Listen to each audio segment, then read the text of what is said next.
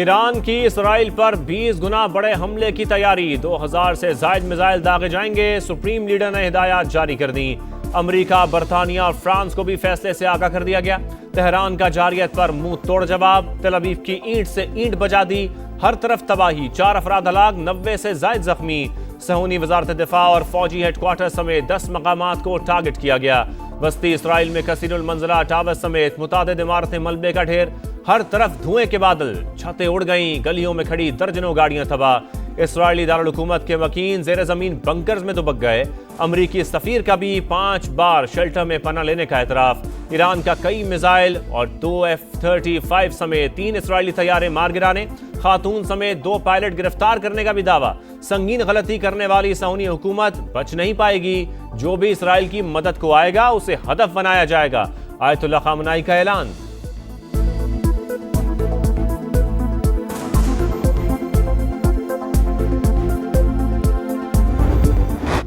اسرائیل کے نئے حملے، تہران سمیت کئی شہروں پر کروز میزائل داغ دیے۔ Deputy chief military operations general Mahdi Rabbani اور general staff head of intelligence general Gholam Mehrabi شہید، مزید 3 ایٹمی سائنسدان بھی جام شہادت نوش کر گئے۔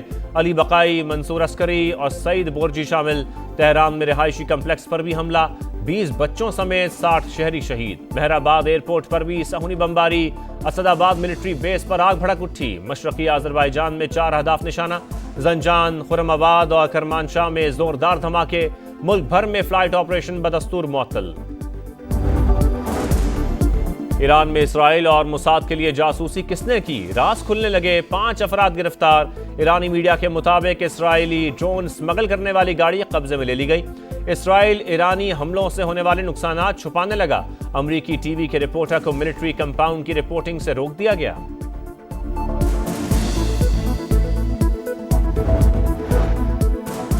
اسرائیل کی مہم جوئی علاقائی امن اور استحکام کے لیے سنگین خطرہ، پاکستان مشکل کی اس گھڑی میں ایران کے ساتھ کھڑا ہے۔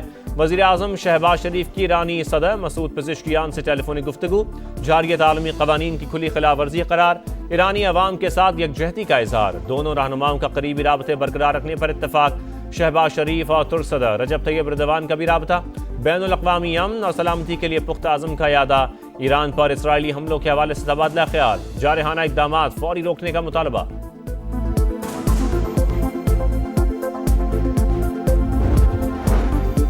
ترک صدر کا بھی ایرانی ہم منصب کو ٹیلی فون، سعودی ولی عہد محمد بن سلمان سے بھی رابطہ، خطے کی صورتحال پر اظہار تشویش۔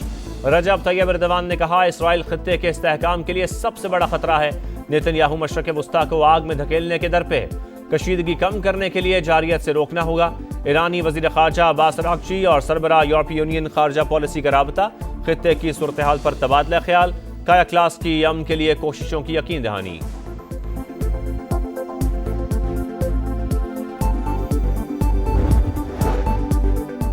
ایران اور امریکہ کے درمیان آج شیڈول جوہری مذاکرات کا 6واں دور منسوخ، عمان کے وزیر خارجہ نے تصدیق کر دی۔ ڈونلڈ ٹرمپ تہران کے ساتھ بات چیت جاری رکھنے کے خواہش مند، روسی ہم منصب سے ٹیلی فونک رابطے میں مشرق وسطیٰ کی صورتحال کا جائزہ۔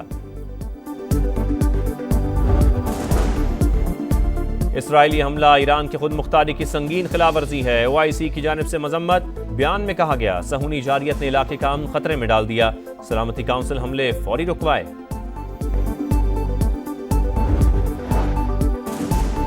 اسرائیلی حملوں کے پیش نظر پاکستانی شہریوں کو ایران کا سفر نہ کرنے کی ہدایت، حکومت نے نئی ٹریول ایڈوائزری جاری کر دی۔ ایران میں موجود پاکستانی کی باحفاظت واپسی کے لیے اقدامات جاری۔ اگر آج مسلم دنیا جو ہے متحد نہ ہوئی اور اپنے اپنے ایجنڈے پہ اپنے اپنے مفادات کا تحفظ کرتی رہی تو سب کی باری آ جائے گی۔ اسرائیل کے ساتھ جہاں جہاں بھی اسلامی دنیا میں تعلقات ہیں ان کو منقطع ہونا چاہیے۔ اسرائیل، ایران، یمن اور فلسطین کو ہدف بنا چکا، متحد نہ ہوئے تو سب کی باری آئے گی، تمام مسلم ممالک صہیونی ریاست سے تعلقات فوری ختم کریں، وزیر دفاع کا مطالبہ۔ خواجہ آصف کا اسرائیلی جارحیت پر OIC کا اجلاس بلانے اور جامع حکمت عملی بنانے پر بھی زور، کہا بھارت کے خلاف آپریشن بنیان مرصوص سے قومی عزت اور وقار بلند ہوا، پاکستان کل بھی مکمل تیار تھا اور آج بھی ہے، کردم BLA اور TTP والے بھارتی ایجنٹ ان کے ہمدرد غدار ہیں، کسی ایک شخص کی پوجا کرنے سے قومیں نہیں بنتی۔ قومی اسمبلی میں خواجہ آصف کی تقریر کے دوران اپوزیشن کا شور شرابہ۔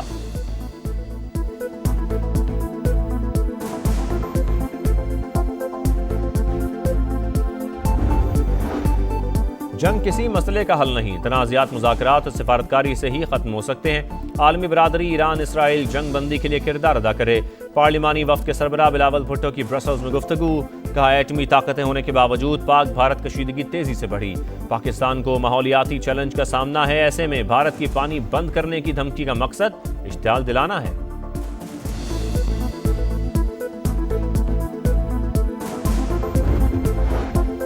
تحریک انصاف نے وفاقی بجٹ مسترد کر دیا، بجٹ ڈیڈ آن ارائیول بن چکا، یہ عوام پر ظلم ہے، پیٹرول کی قیمتیں بڑھیں گی، روپے کی قدر کم ہوگی۔ اپوزیشن لیڈر عمر ایوب کی پریس کانفرنس، بھارتی جارحیت کے خطرے کے پیش نظر دفاعی اخراجات بڑھانے کی حمایت، شبلی فراز کی نئے ٹیکس قوانین پر تنقید، رہنماؤں کی جانب سے ایران پر اسرائیلی حملوں کی مذمت۔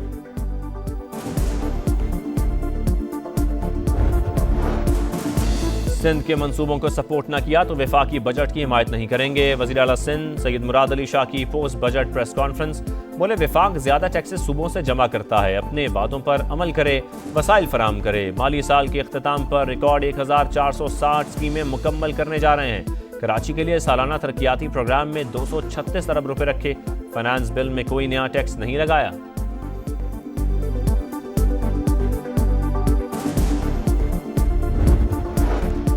حیدرآباد سکھر موٹر ویز کا منصوبہ اگلے 2 سال میں مکمل کرنا چاہتے ہیں، کوشش ہوگی $2 بلین سے زائد کا منصوبہ وفاق اپنے وسائل سے بنائے۔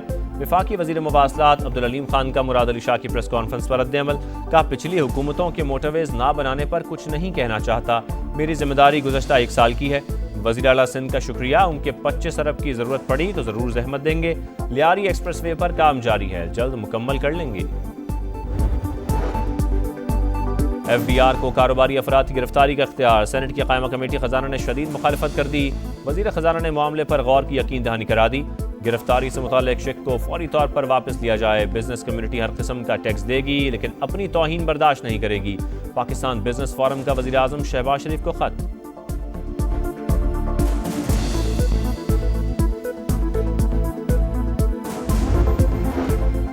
ٹیمپرڈ گاڑیاں قانونی طریقے سے خریدنے والوں کے لیے بری خبر، ایسی گاڑی اسمگل شدہ ہی قرار پائے گی، دوبارہ نیلام بھی نہیں ہو سکے گی، 30 دن بعد ناکارہ بنا دیا جائے گا۔ سینٹ قائمہ کمیٹی نے بجٹ میں اہم ترین قانونی تجویز کی منظوری دے دی۔ اسرائیل کے غزہ پر مظالم جاری، مختلف علاقوں میں بمباری، 2 روز میں 90 شہادتیں، 600 سے زائد فلسطینی زخمی۔ اسرائیلی فورسز نے مغربی کنارے میں مکمل لاک ڈاؤن لگا دیا۔ اسماعیلیہ میں غزہ مارچ کے شرکا پر پتھراؤ، مسئلہ فلسطین کے 2 ریاستی حل سے متعلق نیو یارک میں شیڈول کانفرنس ملتوی۔ فلائٹ آپریشن معطل ہونے کے باعث فلسطینی صدر کی شرکت سے معذرت، فرانسیسی صدر نے بھی مقام اور وقت تبدیل کرنے کا مطالبہ کیا تھا۔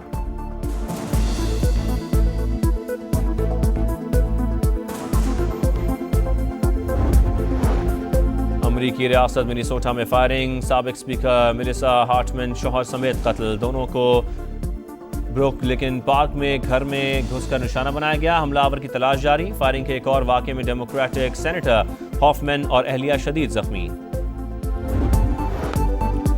جنوبی افریقہ آئی سی سی ٹیسٹ چیمپئن بن گیا، پروٹیز کی فائنل میں آسٹریلیا کو 5 وکٹ سے شکست، 282 رنز کے تعاقب میں ایڈم مارکرم کی یادگار سنچری، 136 رنز کی میچ وننگ اننگز کے لیے لندن کے تاریخی لارڈز کرکٹ گراؤنڈ پر چیمپئنز کا جشن۔